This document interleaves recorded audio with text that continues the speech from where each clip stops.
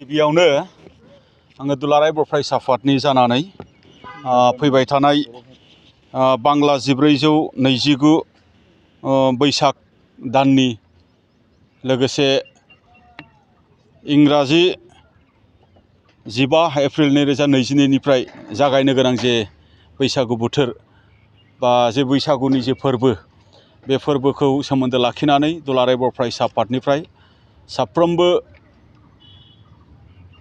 गेदेमाफोरनिसिम खुलुमनाय आरो सिबिनायखौ बे समाव आङो बावहरग्रोनाय जाबाय आरो बायदि सोमोन्दोनि साफ्रोमबो सुबुंफोरनिसिम अननाय मोजां मोननाय खुलुमनाय गाहाम हामलायनायखौ आङो बावहरग्रोनाय जाबाय। एप्रिल दाननि 15 लोगोसे बैसाग दाननि सेथि सानखालि गाजा गोमजायै फुंनिफ्राय जोङो लांदां बैसागु बेबायदि जोङो हाबाफारि खुंफुंनो लादों आरो बे हाबाफारियाव दुलाराय बर' फरायसा आफादनि फिरफिलाखौ जोङो बिरहोगोन। बे हाबाफारियाव जोङो गोजोन आरो खौसेथिनि थाखाय गुफुर फिरफिला जोङो बिरहोनो लादों।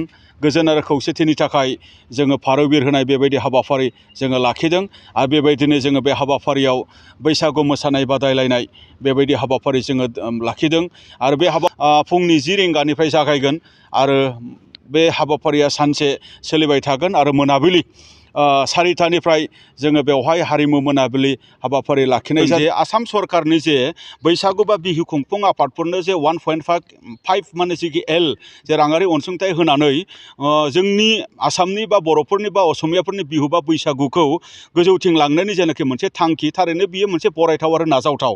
बेखौ जोङो बरायदों बे हाबाफारिखौ। नाथाय बे हाबाफारिखौ मावफुंनो थांनायाव माखासे अफिसियेलफोर माखासे डिपार्टमेन्टनि अफिसारफोरा गाफालिथि खालामनायनि थाखाय बा बिथांमोननि डिसक्रिमिनेटरि माखासे एक्टिभिटिनि थाखाय बा एटिटिउडनि थाखाय गोबां मोनथावना बिहु कमिटि बा बैसागु कमिटिफोरा जेनाखि सर्ट लिस्टेड माने बिसिनाव जे मुं ओंखारदों बे मुङाव गोबां कमिटि बर'निल' खोथा नङा गुबुन हारिनिबो बेवहाय मोननांगौनिफ्राय बिथांमोना जानगार जानो गोनां जादों। दा बेखायनो जोङो बुंदों जे जायफोरा मोननांगौ एलिजिबल जे कमिटिफोर दङ बे कमिटिफोरनो मोनहोनायनि थाखाय पुनर मोनसे बेबस्था लानांगौ होननानै जों आसाम सरकारनि खाथियाव जोङो दाबि दैखांदों आरो जोङो दुखु मोनदों आरो जोङो गोख्रों रावजों सोंखारिदों जे माखासे अफिसियेलफोरनि नेग्लिजेन्सि आरो माखासे अफिसियेलफोरनि माखासे डिसक्रिमिनेटरि एटिटिउडनि थाखाय मोनथावना कमिटिफोरा मोननो हानायनिफ्राय जानगाराव थानांदों होननानै जोङो मोनदांदों आरो बे बाथ्रानि थाखायनो जोङो दिनै खुद्रिनायबो जोङो दिन्थिदों।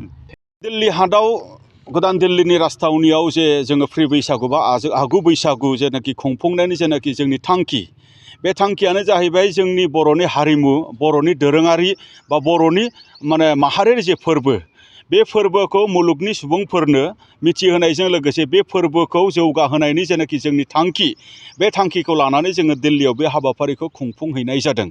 थारैनो बे हाबाफारिखौ खुंफुंनो जेनाखि जोंनि दिनैनि हानाय आरो बे खुंफुंनायाव जोंखौ मदद होनायनि थाखाय आङो साफ्रोमबो मददगिरि बिथांमोननिसिम आङो साबायखरखौ बावदों आरो बे हाबाफारिखौ खुंखांनायनि उनाव दिनै गोबां सानसुमैफोरा दिनै गोबां मेलेमजिबि मानसिफोरा गोबां गोरों गोरा मानसिफोरा बेफोरबायदि हाबाफारिखौ दिल्लीयावल' नङा गुबुन गुबुन जोंनि हादरनि जायगाफोराव माने खुंनायनि गोनांथि दङ बे बाथ्राफोरखौ जोंनो फोरमायदों।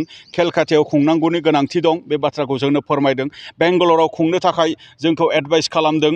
मुम्बाइआव खुंनो थाखाय जोंखौ एडभाइस खालामदों आरो खाथिनिनो जे जोंना माने गुबुन कान्ट्रि जेरै नेपालाव जोंनि बर' रायजो राजाफोर दङ। बे बर' रायजो राजाफोरखौ लानानै नेपालावबो फैबाय थानाय समाव बे बैसागुखौ खुंफुंहैनो हायोब्ला बै जायगानि बर' रायजो राजाफोरखौ जे जोंनि दोरोङारिनि बाथ्रा जोंनि हारिमुवारिनि बाथ्रा बे बाथ्राखौहाय जे जोङो कलाबरेटलि जोङो इउनाइटेडलि जोङो बेखौ जौगाहोनायाव खामानि मावनाय जागोन आरो जोंनि माहारियारि बाद बेखौ जोङो गायसननायाव बा फोथांनानै दोननायाव मदद जागोन नैबे बाथ्राफोरखौ जोंनो फिडबेक होदों। थारैनो बेबायदि फिडबेकआ जोंखौ खुब माने मटिभेट खालामदों जोंखौ इनकारेज खालामदों। जोङो सानदों जे बयनिबो हेफाजाब आरो मदद जों जुदि मोनोब्ला फैबाय थानाय समाव जोङो गुबुन गुबुन जायगाफोराव जोङो बेफोरबायदि हाबाफारिखौ जोङो खुंफुंहैनो जोङो नाजागोन। मानो होनबा बेफोरबायदि हाबाफारिखौ जोंनो नांगोन।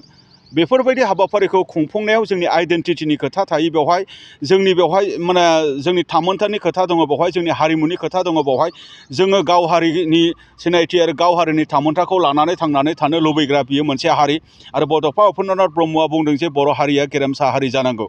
थारैनो बर' हारिया गेरेमसा हारि जानांगौब्ला रावखौ हारिमुखौ थुनलाइखौ गारनानै माब्लाबाबो जानाय नङा। आरो बे हारिमुवा खालिबोल' जोंनि नैबे बिटिआर ओनसोलाव बा आसामाव गोसारबा जानाय नङा, बियो सारा बुहुमावनो गोसारनांगोन। आरो बे सारा बुहुमनि मानसिफोरजों बियो मोनसे रेकगनाइज मोननांगोन। सारा बुहुमाव बियो गेलेदिंनो गिदिंबायनो बियो मोनसे स्पेस मोननांगोन। बेनि थाखाय जोङो बे गिदिरथार मोनसे महत उद्देस्यखौ लानानै बेफोरबायदि हाबाफारिखौ फैबाय थानाय समाव गुबुन गुबुन जायगायावबो जोङो खुंनो जोङो साहसखौ मोनदों। रायजो राजाफोरनि मोनसे अनसायनाय मोननानै गोजोन्थों।